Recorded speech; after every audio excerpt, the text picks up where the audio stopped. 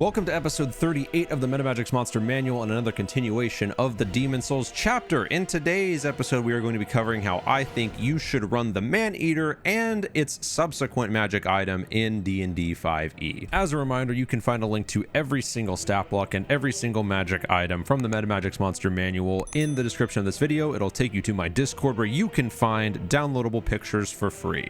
And if you want to see all these monsters and magic items run live in action, you can jump on over to my Twitch stream where I run weekly interactive D&D campaigns featuring all items and monsters from the MetaMagix Monster Manual that you, the viewer, can influence. The link to that can also be found in the description.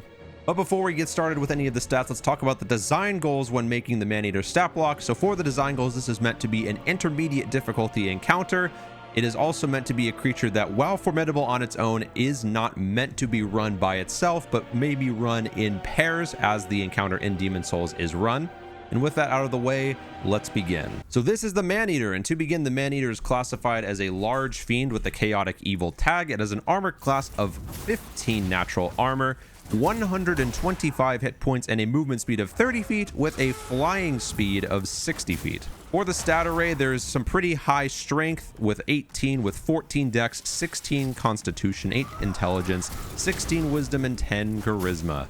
It is proficient in strength saving throws with a +7, proficient in athletics with a +7, and has a passive perception of 13, speaks 0 languages, and is a challenge rating of 7.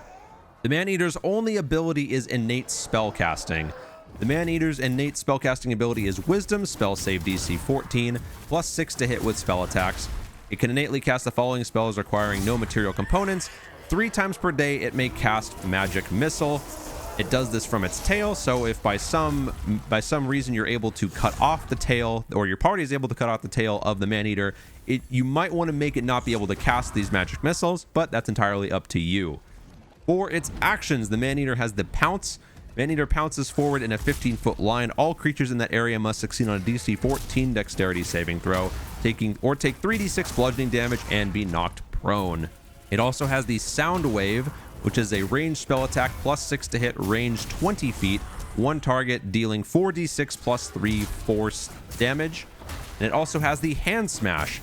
It is a melee weapon attack, +7 to hit, reach 5 feet, one target, and dealing 3d6 +4 bludgeoning damage. Now again, this creature is not meant to necessarily be run by itself. As an intermediate encounter, this should be killed pretty easily if you only run one of them, but like in the actual game Demon Souls, once the Maneater gets to half health, a second Maneater spawns and attacks at the same time, so you could have that happen. Or maybe if you're throwing this at your party in earlier levels, you would only have one Maneater instead of 2. It is entirely up to you. But regardless, your party kills the Maneater or both of them, and they are looking to get their loot. What are they going to get? They are going to be getting the Needle of Eternal Agony. It is a rare rapier that requires attunement. It is a large curved needle with barbed stingers. This weapon was forged from the soul of the demon Maneater. It stabs its target, hooks into the flesh, and slowly grinds away at the soul.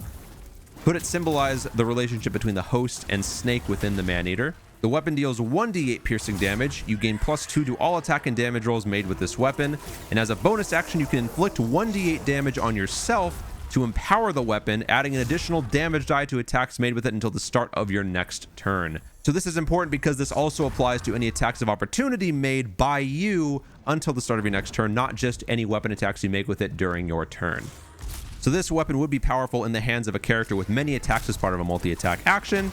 So look to give this to one of them. But guys, that is how I think you should run the Maneater and the Needle of Eternal Agony in DnD 5e. If you guys enjoyed this video and this stat block, be sure to leave this video a like and leave any comments or questions you have on either of these items in the comments section of this video. We have a bit more Demon Souls to go through before we move on to our next game, so be sure to subscribe and not miss a single one of those videos coming up very, very soon. And until next time, guys, have fun, stay safe, and as always, happy gaming.